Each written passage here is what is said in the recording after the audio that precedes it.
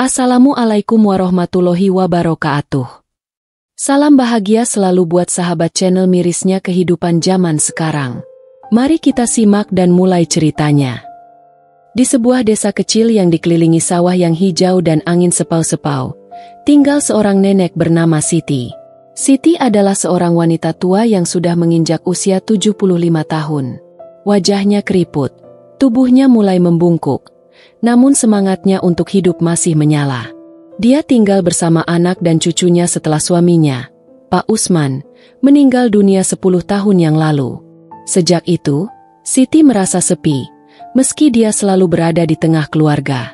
Anak-anaknya, terutama anak sulungnya, Nur, lebih banyak menghabiskan waktu dengan pekerjaan mereka.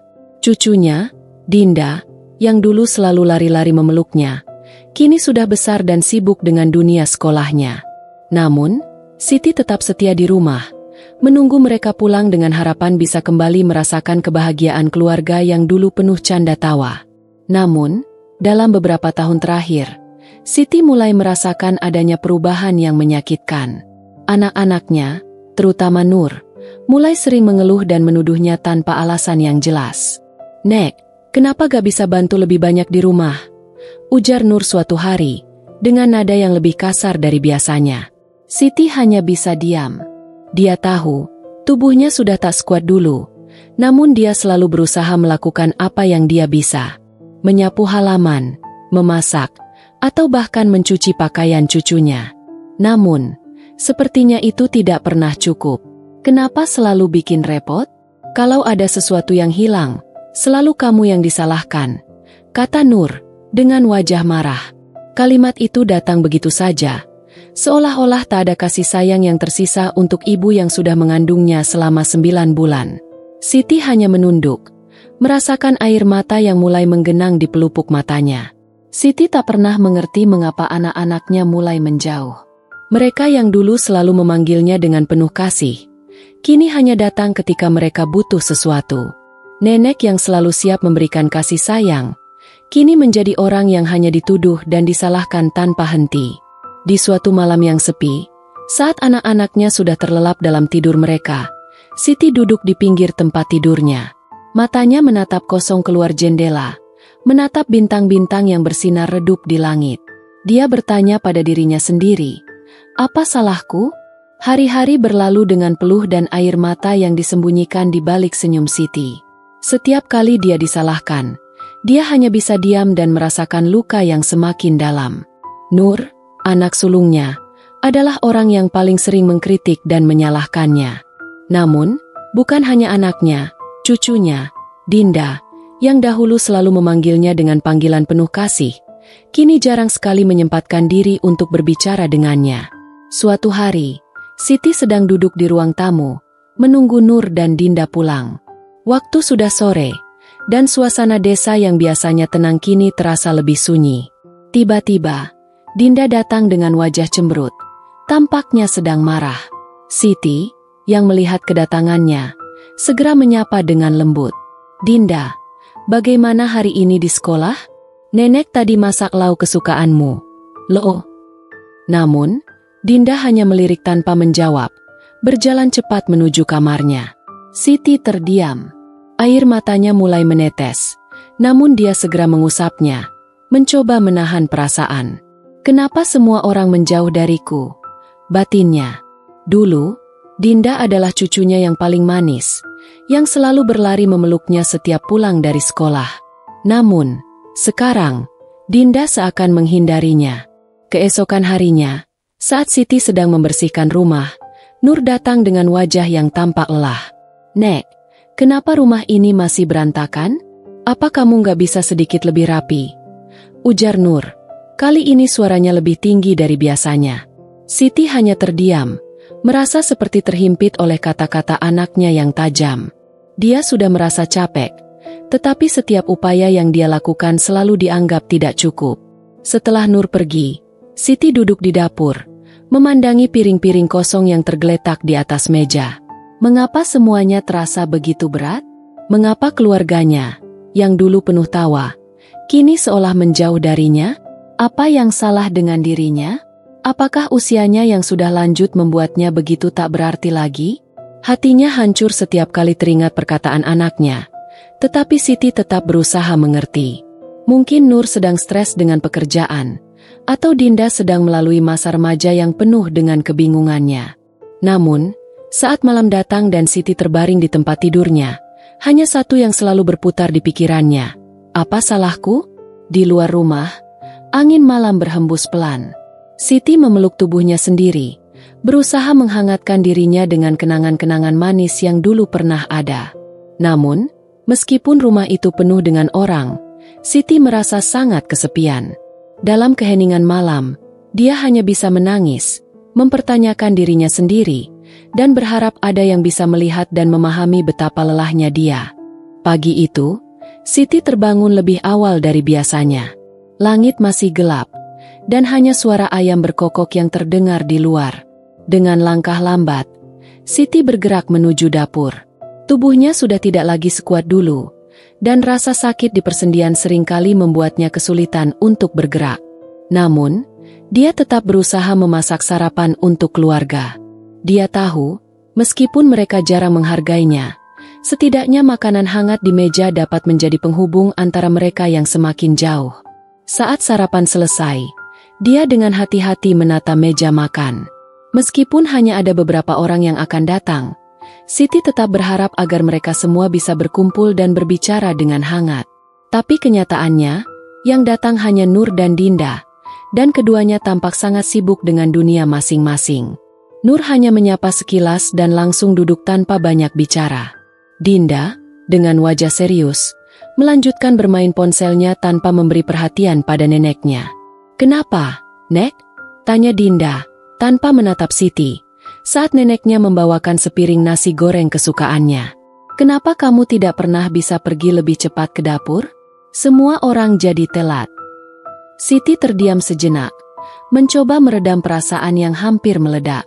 Dinda tidak tahu betapa Siti harus berjuang untuk bangun lebih pagi, betapa setiap langkah yang dia ambil terasa seperti berjalan di atas pecahan kaca.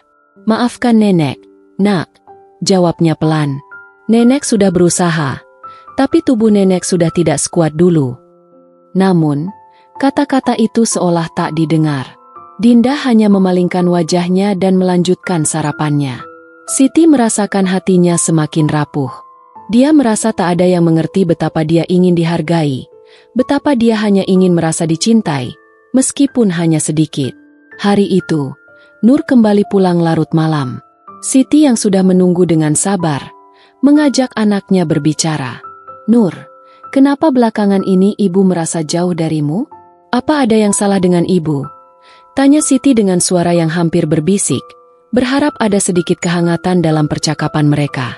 Namun, Nur hanya menghela napas panjang dan berkata, "Ibu terlalu banyak menuntut. Semua hal jadi lambat karena ibu. Kami semua sibuk bekerja. Nek, kami tidak punya waktu untuk hal-hal yang tidak penting." Kata-kata itu seperti cambuk yang menyayat hati Siti. Dia hanya bisa menunduk, menahan tangis yang hampir tumpah. Dalam benaknya, dia mulai bertanya, apa salahku? Apa yang telah dia lakukan selama ini untuk membuat keluarganya begitu jauh dan tak peduli? Apakah menjadi tua adalah sebuah kesalahan besar? Malam itu, Siti duduk sendiri di pojok ruang tamu. Mata tuanya menatap foto keluarga yang sudah usang di dinding. Di foto itu, mereka semua tersenyum bahagia, terlihat begitu dekat, begitu penuh cinta. Siti ingin kembali ke waktu itu, ketika dia merasa dibutuhkan, ketika dia merasa ada arti dalam setiap detik kebersamaannya dengan keluarga. Namun, kenyataan itu begitu berbeda. Semakin hari, dia merasa semakin terpinggirkan. Kehadirannya di rumah hanya dianggap sebagai beban, dan bukannya penambah kebahagiaan. Setiap langkah yang dia ambil seolah tak berarti lagi. Tidak ada yang peduli bahwa dia menghabiskan hidupnya untuk merawat keluarga ini. Tidak ada yang peduli bahwa di balik senyum itu, ada rasa sakit yang tak terucap. Apa salahku? Pertanyaan itu terus bergema di dalam hati Siti. Namun, tak ada yang menjawabnya. Tidak ada satupun dari keluarganya yang menyadari penderitaannya. Tidak ada satupun yang peduli. Siti merasa hancur, Namun dia tetap bertahan, mencoba menjalani hidupnya, meskipun hanya dengan satu harapan yang semakin pudar. Harapan untuk bisa merasa dihargai. Pagi itu, seperti pagi-pagi sebelumnya, Siti terbangun dengan tubuh yang lelah dan hati yang semakin berat. Hari-hari terasa semakin panjang, dan semangatnya untuk bertahan semakin tipis.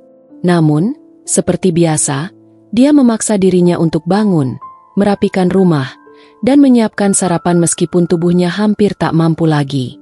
Semua dilakukan dengan satu harapan, bahwa keluarganya akan melihat pengorbanannya, bahwa mereka akan menyadari betapa dia ingin dicintai dan dihargai. Namun, harapan itu kian sirna seiring berjalannya waktu.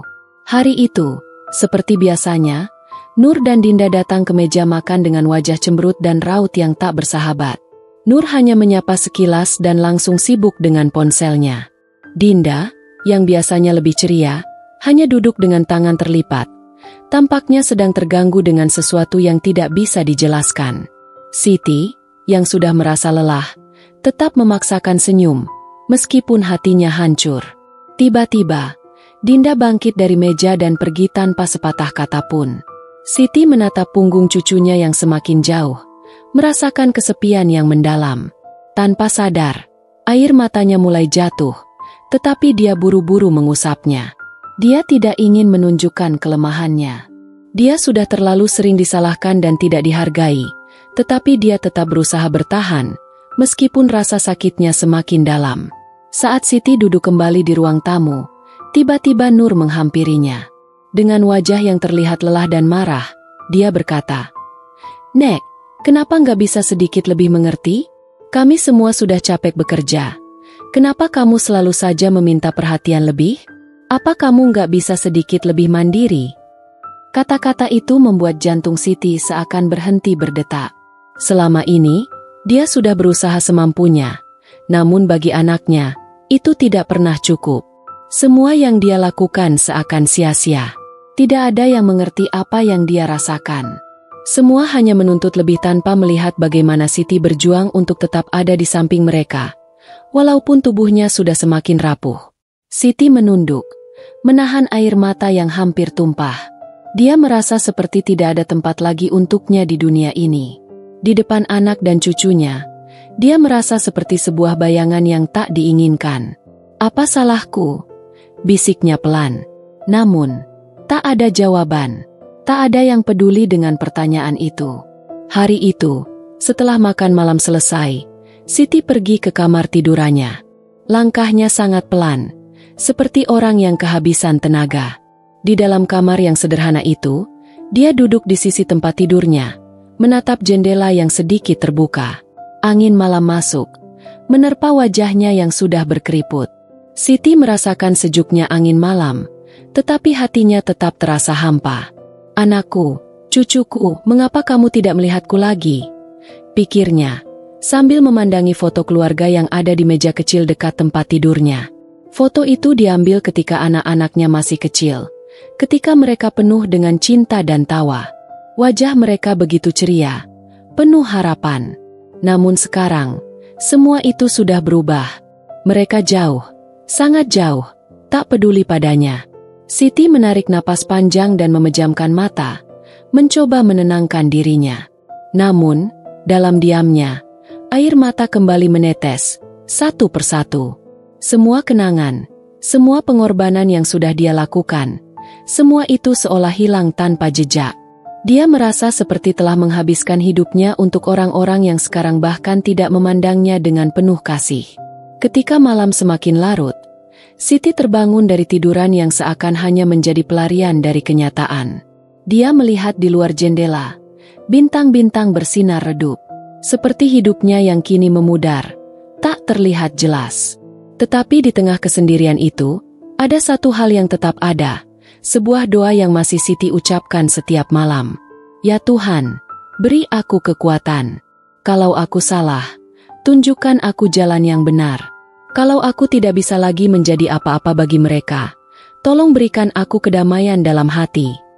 Pada saat itu, Siti menyadari bahwa mungkin dia tidak akan pernah mendapat jawaban dari anak dan cucunya.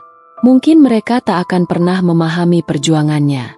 Namun, setidaknya dia tahu bahwa dia sudah memberikan segalanya, tanpa meminta imbalan. Dan meskipun hatinya hancur, Siti berusaha untuk melepaskan semua rasa sakit itu. Dalam doa dan keheningan malam, dia berusaha menerima kenyataan bahwa terkadang cinta tidak selalu dihargai, dan itu adalah bagian dari perjalanan hidup. Di ujung malam yang sunyi itu, Siti akhirnya tertidur, meskipun hatinya penuh dengan pertanyaan yang tak terjawab. Apa salahku?